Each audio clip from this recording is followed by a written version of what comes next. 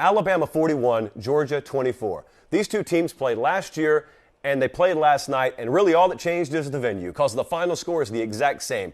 I love the SEC championship game. Those of you who are familiar with me or the show, you know I grew up in Georgia, but right on the Chattahoochee River, so right on the fence between Georgia and Alabama. It is two of the programs that I grew up watching. I am now privileged to be able to cover them. And that event in Atlanta, it's been a staple. It's been what everyone in the South's year kind of revolves around when it comes to the sporting calendar. And so it was phenomenal to be there last night. It always is. But now I got to be real with you. This was one of the most painful nights of my life, professionally at the very least. It was one of the most painful nights of my life because Nick Saban got me. He fooled me. Alabama fooled me. And a lot of people can just let this roll off their back like water off a duck's back. I can't do it because I'm not supposed to be them.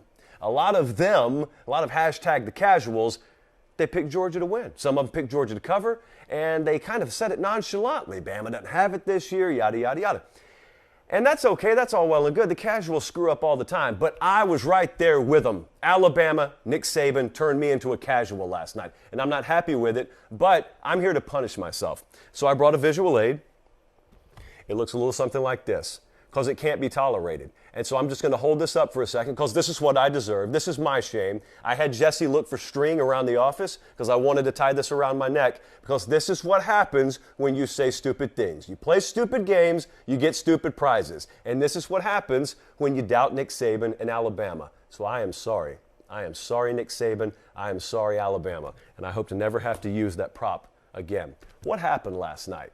I will tell you what happened, friends. The freeze point got met.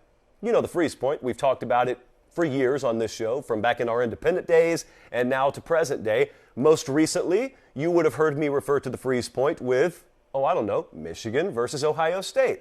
And Ohio State looks unstoppable, and they're hanging half 100, and they're coming in red hot, and they got this receiver, that receiver, and they got C.J. Stroud, and Michigan just stones them. They just physically handle them. And you ask yourself, a mere week after being up 49-0 over a top 10 team in Michigan State, how could this happen? It's the freeze point. With the most talented teams in the country, Georgia being one of them, if you don't meet a certain baseline of skill level, of talent in your own right, of the ability to push back, you don't stand a chance, and they can embarrass you. And it's the same with water. I'm going to go over this one more time because a lot of you are getting tired of me referencing the freeze point. There's a jar of water here that's 58 degrees. There's a jar of water here that's 38 degrees. It doesn't matter. Neither is ever going to freeze. Conversely, actually similarly, you could have Akron over here, you could have South Carolina right here, you could have Kentucky right here, and you could have Arkansas right here. Those are four very different teams. Arkansas would smoke Akron, but they both get humiliated by Georgia. The score looks pretty much the same because neither meets the freeze point. So it fools you into thinking that teams are invincible. Folks thought Ohio State was borderline invincible, at least when it came to the Big Ten. Folks started thinking this Georgia team, historic defense. We started flipping through the history books. How long's it been since we saw a defense like this? Well, Alabama yawned as they sliced them up 24 points in the second quarter alone last night. The freeze point got met. When you see a guy like Jamison Williams in the open field, for example, as was the case last night early in the second quarter, I believe, that alone is how you meet the freeze point. Number one there, if you're watching on YouTube, there is not another one of him out there on Georgia's schedule. There's certainly not another Bryce Young on Georgia's schedule. Now, this wasn't a mystery per se. Didn't we know this coming in? Yeah, we knew it coming in. The difference was it was very hard, at least for folks like me and the casuals. Yes, we are one for this segment at least. It was hard for us to quantify exactly what that was going to mean. How many points was that going to be worth? Well, it was worth everything. The freeze point got met. Bryce Young is as good, I think, as Nick Saban's had. And Bryce Young, it's very important to note, didn't play last year. He was on the team, but he didn't play. This is not a guy that got some mop-up duty. Even when Tua was on campus at Alabama, he got some mop-up duty. And you saw him earlier in that year where he eventually took over in the national title game. So he had played. Bryce Young didn't play last year. He took some knees at the very end of games. He didn't play. And he's come in behind, up until last night at least, a very subpar offensive line by Alabama standards. It's been a work in progress at the wide receiver core outside of Jamison Williams and John Mechie, who is out for the remainder of this season with a torn ACL. The backfield has been nothing to write home about, again, by Alabama standards. Very important. And yet Bryce Young has been phenomenal. He is your What was it, Jesse? Minus 4,000 juice favorite now to win the Heisman. Translation, that's over. His numbers, if you haven't heard it repeated already today, 26 of 44, 421 through the air, 3 touchdowns, and I would argue one of the most important stats of the evening, a goose egg in the turnover column. Bryce Young, by the way, goes up against a guy 5 times his size to wrestle away a fumble, and that was about as close as they came to disaster. Georgia, in the early portions of the second half, or the first half, really, if you're thinking about it, they started to bleed a little bit. You could feel it. You could see it, obviously. But I'm telling you, being on the field, when Jamison Williams scores and then Bama immediately pops them again and they go up on Georgia after Georgia has a 10-0 lead, and I know good and well a lot of you were saying, oh, here we go. Probably some of the same suspects who tried to chastise me afterwards for my pick. Conveniently, the same folks who chastised you after the game didn't go on the record publicly before the game.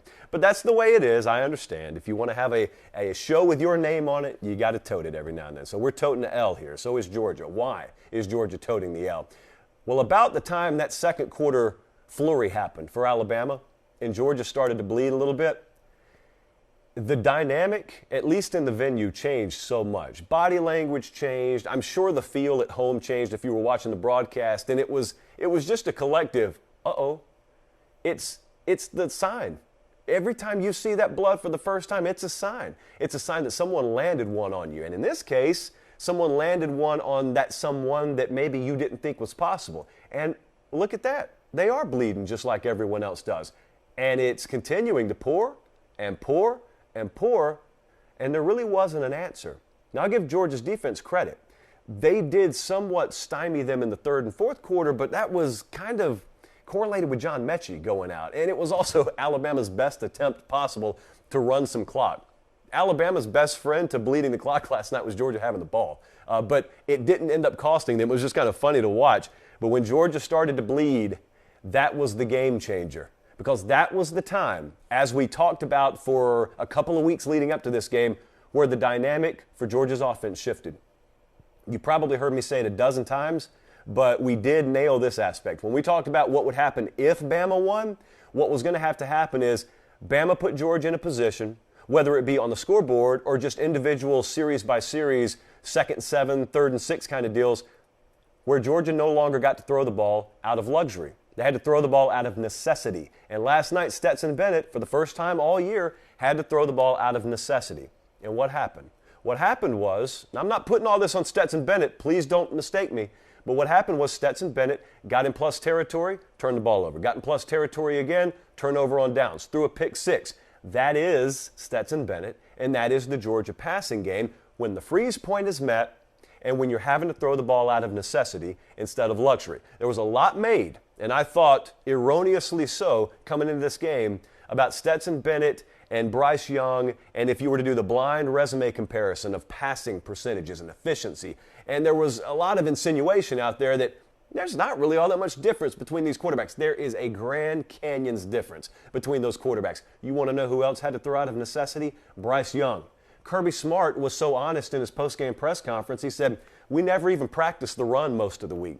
We didn't even think they would try and commit to it. And for the most part, he was right. Problem was they still ran the ball better than Georgia, which is one of the biggest shocking parts of that game I'll get to in a second.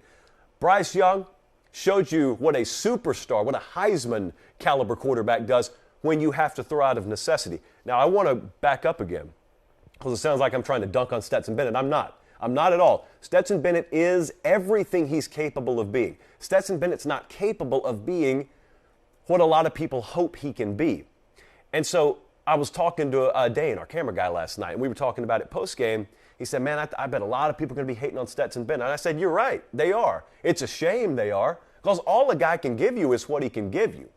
The problem, whether it be in the sports media apparatus or just a lot of fans in general, is you cast your expectation on a team, or in this case, you cast your expectation on somebody. And so you want Stetson Bennett to be a guy that's capable of leading you to the SEC championship and then through the SEC championship and into the playoff, through the playoff, and you want to be able to hoist that trophy with him as your quarterback. And we've maintained on this show for a while, we didn't think that he was ultimately capable of being that guy. And a lot of you disagreed. And so when Stetson Bennett doesn't live up to your expectation of what you hope he can be, then you blame him. Don't blame him. blame, if you want to, the coaching staff for not having a better game plan and a better situation at quarterback prepared. But ultimately, if I'm sitting here putting false expectations on someone and they're not living up to them, but they are living up to everything they're capable of, it's my fault. It's not their fault. So Stetson Bennett threw for like half a mile last night. I would argue some of the padlock stats can be found in that very stat line you're looking at right now. In fact, let's get to this. Because if I were to tell you Stetson Bennett ends up throwing the ball more than Bryce Young, I would say that is at the very least an alarm, if not an outright padlock stat, and it's not going Georgia's way. Also, this is the one that when I looked at the final stat sheet just blew me away. If you were to come to me Friday night and you were to say, hey, I got some yards per carry numbers for you tomorrow, are you interested? I'd say, yeah, what did Georgia do? They double them up, maybe triple them up? Bama, what, probably 1.9 yards per carry? How about Bama, 4.4 yards per carry, Georgia 3.6. Alabama outrushed Georgia last night, guys, and they did it on fewer attempts. I think 4 fewer attempts. How does that happen? I'm not done. What was the other edge? The other, this is going to be tough to say, alleged edge. Sounds like a ska band. The other alleged edge was that seemingly impenetrable Georgia front against this very vulnerable Alabama offensive line, and boy, the harassment they were going to put on Bryce Young. And so let's do a blind resume of our own. It's not quarterback, though. Let's put some defensive numbers out there. You guess on Friday which team is Team A and which team is Team B. Team A, 3 sacks, 6 tackles for loss. Team B, 0 sacks, 4 tackles for loss.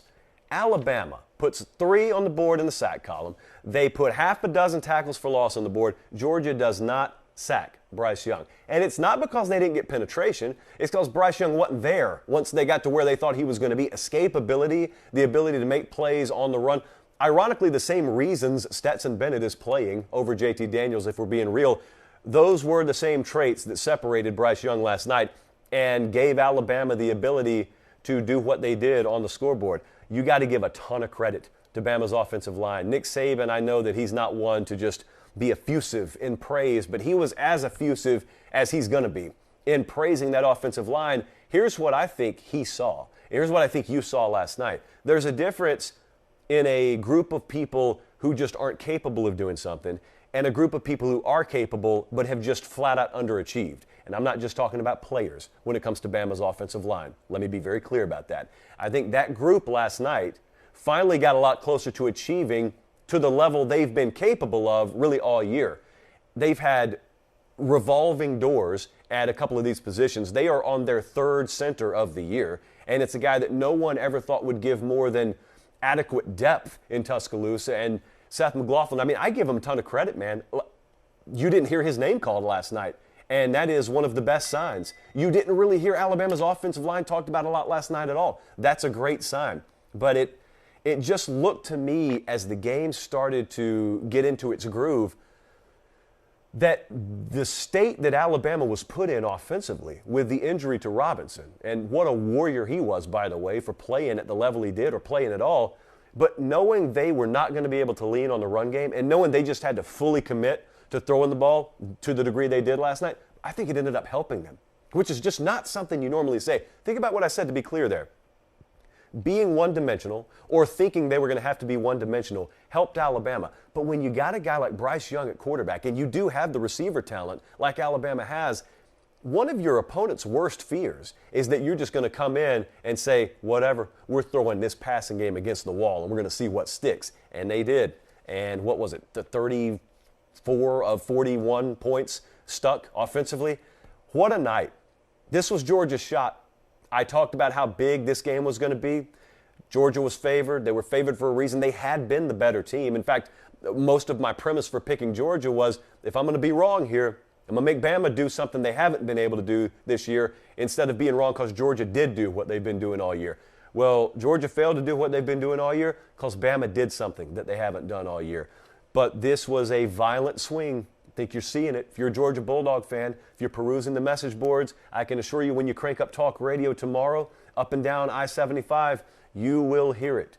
There was a violent swing in perception of this program and of Kirby Smart last night. Now, it's not over because they're still in the playoff. We're going to talk about it in just a few minutes. But there was a violent swing. I told you it was coming. In the somewhat unlikely event that Georgia lost, it was coming. They know it. In my home state, they know this is their year. This is the year. People have said it behind the scenes about this Alabama team all year. They said, if you're going to get Bama, this is the year to get them. And especially if you're Georgia, this is the year to get them. You got one of the most veteran squads you'll ever have. This is one of the youngest teams. It is the youngest team that Nick Saban's ever had. You had about a 70-30, maybe even 75-25 home crowd advantage last night. Alabama has been vulnerable all year. Last week, they had to completely bear crawl over broken glass to even make this game mean something in terms of playoff.